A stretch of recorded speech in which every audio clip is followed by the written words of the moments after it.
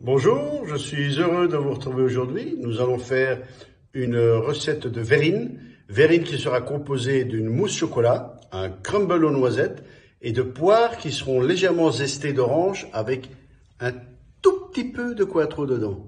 Une pure merveille. À tout de suite, je vous retrouve dans les ateliers. Et bien voilà, de retour dans les ateliers pour confectionner cette petite verrine. La verrine va se composer de 3 choses. Les poires, un crumble, une mousse chocolat. Pour les poires, bien entendu des poires, quoi de plus naturel. Du jus de citron, du sucre, du cointreau. Attention à boire avec modération, mais toujours un délice. Des zestes d'orange, un petit bâton de vanille. Pour le crumble, farine, cassonade foncée, poudre de noisette, beurre. Et pour la mousse chocolat, très simple, du chocolat, bien sûr, du lait et de la crème fraîche qui sera battue à 3/4. Je vous retrouve tout de suite pour confectionner tout ça ensemble. Voilà, j'ai épluché et découpé la poire en brunoise. Brunoise, les cuisiniers me comprendront, ce sont des petits cubes. Dans le récipient qui va au micro-ondes, je vais y rajouter le citron, le sucre, le cointreau, les zestes d'orange et le bâton de vanille. Le bâton de vanille que je vais couper en deux, gratter l'intérieur et mettre les petits grains dans les poires. Le bâton de vanille, une fois gratté, ne pas le jeter. Ou vous le récupérez, vous le mettez dans un bocal avec du sucre, ce qui va aromatiser un peu votre sucre.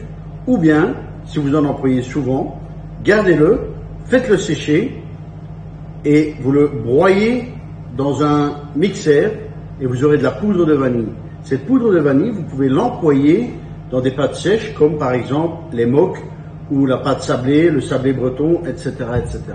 Donc, ne rien jeter, tout garder. Je vous retrouve tout de suite au micro-ondes pour la cuisson des poires. Nous voilà au micro-ondes pour la cuisson. Avant tout, y mettre par-dessus un film plastique de façon à les cuire à la vapeur et en même temps de garder tous les arômes à l'intérieur. Nous allons les cuire par 30 secondes. Il faut vérifier après quelques minutes la cuisson. Alors, ou vous les goûtez, c'est ce que je préfère, ou vous piquez avec un petit couteau pour voir si le couteau passe juste dedans et à ce moment-là, elles sont cuites. Nous nous retrouvons juste après pour la fabrication du crumble.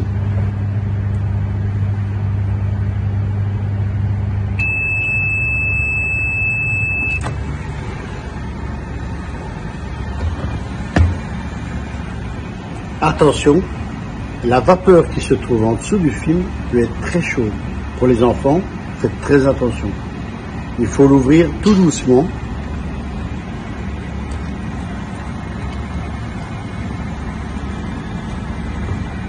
Vous voyez? Et avec une petite cuillère, tournez, bien mélanger. Et après quelques minutes, c'est cuit et on peut passer à la suite.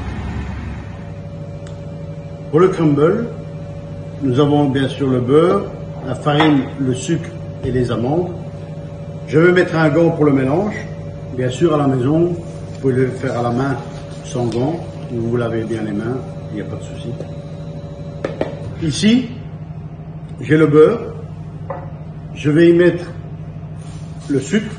Le beurre, bien sûr, tempéré, donc on va dire mou, de façon à avoir facile pour mélanger. Alors attention, tempéré ne veut pas dire pommade, donc juste mou. On mélange bien. Une fois que le beurre est mélangé, on y incorpore la poudre de noisette. Bien sûr, si vous n'avez pas de noisette, vous pouvez toujours le faire avec des amandes.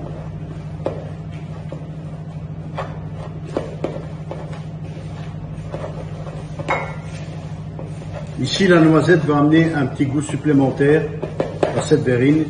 Donc nous aurons des saveurs d'orange, de noisette, de cointreau, et alors le chocolat qui viendra enrober tout ça. Vous voyez, c'est juste mélangé. La farine à la fin.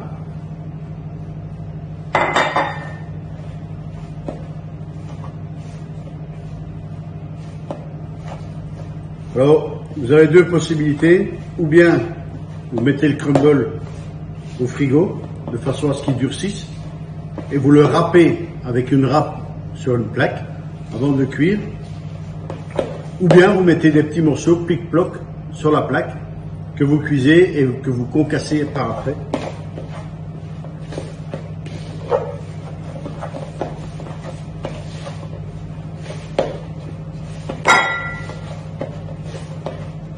Voilà, nous avons une pâte semi-dure, on va dire.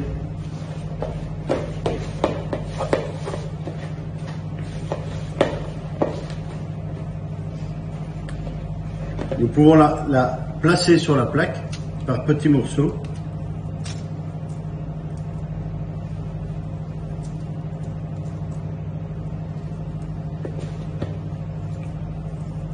Voilà.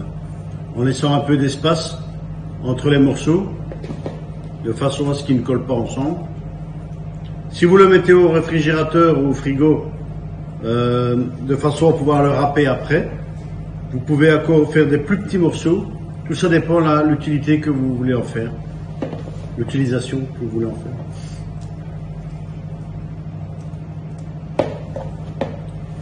Donc je vais le mettre au four à 160 pendant 15 minutes plus ou moins, et on se retrouve juste après.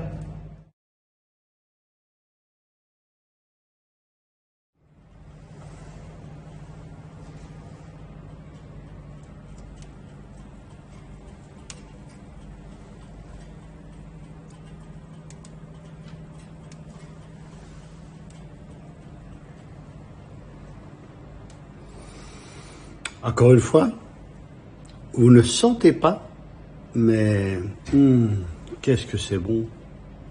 À tout de suite. Nous voilà en fin de cuisson. Regardez.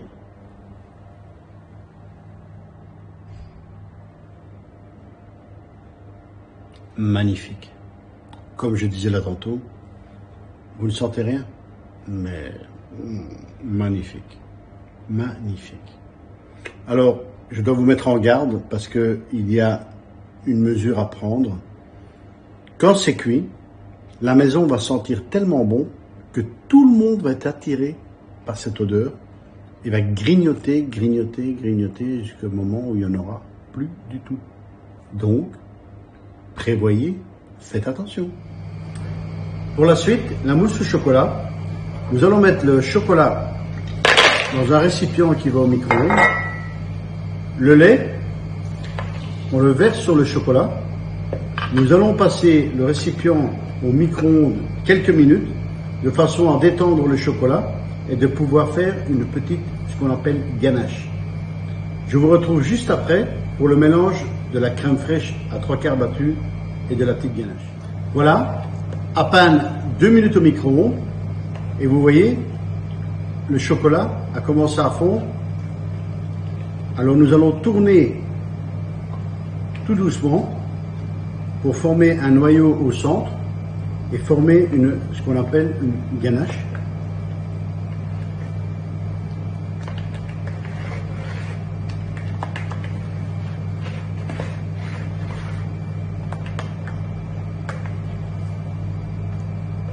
Voilà, nous avons ce qu'on appelle une ganache.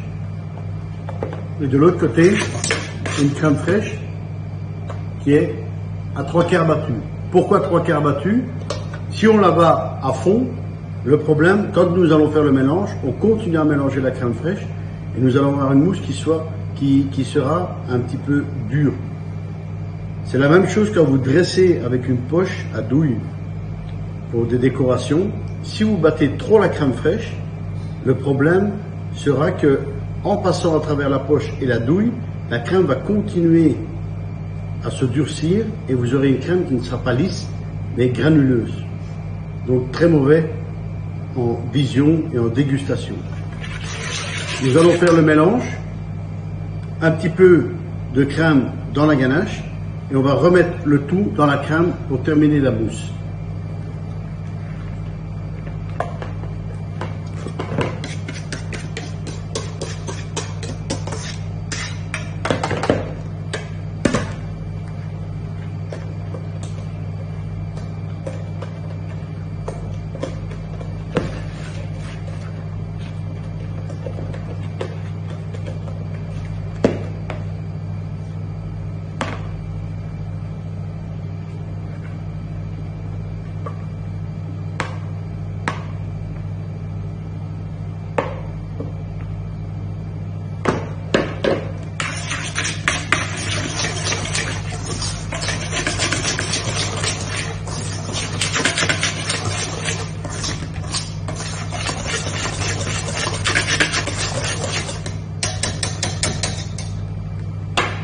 Voilà.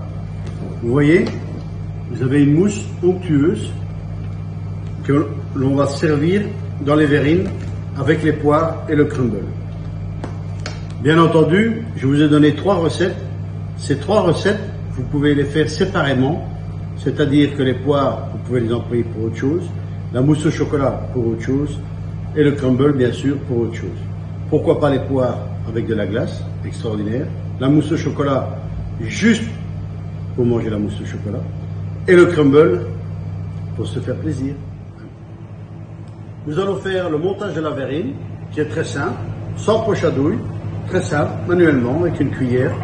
Nous allons prendre le verre, un peu de mousse, que nous mettons dans le verre.